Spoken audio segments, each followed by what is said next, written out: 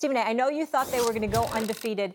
You think you overrated this team? Yes, I did. But I didn't say they were going to go undefeated. I said it's possible they could. That's number one. Let's be very, very clear. Number two, my whole point is I think that also we got a little bit beside ourselves because of the incredible athleticism of Zion Williamson. R.J. Barrett is big time. I think he's the best player on the team. Couple of things. Emotionally, I think Coach K was right. They weren't ready. Defensively, they were a bit soft. But more importantly than that, here's the biggest reason why I think we may have overrated them. And when I say overrated, I mean they're still an elite team. I think they still will compete for the national championship. I think they'll still win 30 games at least this season. I'm just talking about the manner in which we were talking about them. What really resonated with me about Duke is the fact that Gonzaga went to zone. And I watched these guys struggle with their perimeter shooting. Barrett shot 9 of 25 from the field. 9 of 25. Zion Williamson only took one three-point shot and he missed or whatever. But I saw hesitancy. I saw reluctance. And I believe in the collegiate game, especially the collegiate game, they are quick to take away that man-on-man kind of encounter. They will go zone because all things are not created equal. More so in college than it is on the NBA level. So if you got a superior athlete, Max, you know this, like a Zion or R.J. Barrett or whatever. Cats on Gonzaga, even though they had a couple of nice players, by the way. That kid Norville is nice. And I forgot Hachimura, that's him. He had about 20 yesterday as well. I'm saying from an athletic standpoint, from an ability standpoint, you can't expect some of those players to be able to compete with them if they man up. But when you go to a zone and you force them to get into the teeth of a defense through dribble penetration as opposed to a pass, you force them to launch three-point shots. All of a sudden, Duke didn't appear nearly as confident as they looked in the first 4 or 5 games this season. And that's what stood out to me more so than anything else. There is so much here. First of all, the regular season in college basketball is back because of this Duke team and this Gonzaga team. Look, let's start with was Duke overrated? No. Duke is incredibly talented. And the reason when I asked that, though, Max, I'm saying they could beat the Cavs. That was the conversation. That was the reason. They could beat the Fab Listen, Five. they used to say that about UNLV, who didn't win the title the year they were saying that. Of course, the college team's not going to beat a pro team. But we understand the hyperbolic comments or how impressed people are with the athletes on the team. Let me get back to this point. I thought not only might they go undefeated, Stephen A., I thought that they might go undefeated and win it all, like really go undefeated. That almost never happens. It hasn't happened in decades. And I don't think I was overrating them.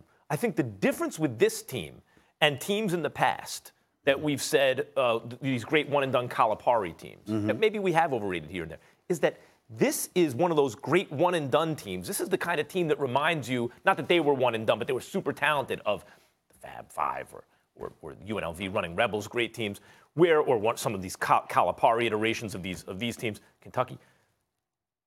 We're looking, but they're coached by Coach K. The difference is, this is the guy who's finally playing the one-and-done game, who always beat the super talented teams. Now you're giving this guy the super duper talent. This is what we lost sight of. Mark Few is right there with the best of them. He has made 4 consecutive Sweet 16s. 2 of those times he was in the Elite 8, went to a Final Four, went to a Final. This is a great coach who was Brad Stevens before Brad Stevens was Brad Stevens. That is correct. Who has like a mid-major, who is as good as the big boys and is playing with upperclassmen. He is now the Coach K to Coach K's one-and-done recruiting class style teams. Now, Coach K understands this. That's why he's telling these guys, you know what the most important thing for us this year is? The set shot.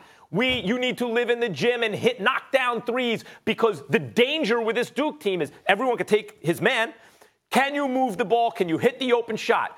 It's still early. It's November. It doesn't mean anything yet. I believe that we have not overrated this team, and they will knock down those shots when the time comes. Are you ready for this? You brought up Mark Few, and I was going to go there, but not by bringing him up. I was going to point out how yesterday, and of course it's just one game, it means nothing because this man's resume is as impeccable as it gets. Yesterday was not the brightest day for Coach K. Let me tell you why. One agent just texted me. Several of them have said this to me. You play through Cam Reddish. This kid, we've been talking about R.J. Barrett, who's the best player. We've been talking about Zion Williams, who's a freak athlete and big time. Cam Reddish is also an A-lister that you recruited, a freshman, one of those trios of freshmen. This guy shoots 44% from three-point range. Why in the hell is R.J. Barrett taking 25 shots and Cam Reddish is taking 9? You cannot have that kind of discrepancy if you're the Duke Blue Devils, because Barrett is shooting 31% from three-point range. He is a baller. He is a player. He's not, quote, unquote, a shooter. Reddish is one of those guys that has the potential to be a Reddick. You understand what I'm saying? Guys like that came out of Duke, the Trajan Langdons of the world, and people like that came out of Duke as sharpshooters. They're viewing Reddish in that fashion. You cannot have a 16-shot differential between Reddish and Barrett and expect to be successful. Cannot do that. I don't mind guys taking open shots. The whole thing is you guys have to hit these shots, but you also have to move the ball, and you have to have court vision and that kind of sensibility. These are young players. They're freshmen. But you know this. There are times you have to, that's why I brought up Coach K, you have to find the shooters. In other words, you can't sit up there and go like this. Well, you know what? Gonzaga's a good team. They're exceptionally well coached. They play excellent defense. This guy is arguably our best shooter, but you know what? They're really keying on him, so you other guys are going to have to make shots. No, you've got to get open shots for a Reddish. Yeah. You have to find a way because he's that good. He's that good of a shooter compared to anybody else. We know the story is Duke. We know the story is Duke, given the coach, given the talent he now has, and all that stuff. I'm just saying, in every sport, like we'll get to it later, the Bears are zigging while everyone else is zagging, right? Sometimes that team has a chance, and if you're Gonzaga, if you're Mark Few, Gonzaga must zag while everyone else zigs to have a shot.